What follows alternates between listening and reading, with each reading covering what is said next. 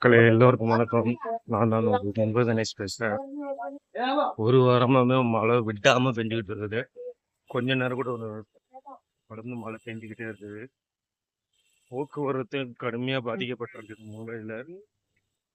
அது மட்டும் இல்லாம எல்லா ஏரியாலும் தண்ணி தேங்கி நிக்குது. இதே மாதிரி மழை தொடர்ந்து பெஞ்சா கொஞ்சம் மோசம்தான் மும்பையோட நிலைமை.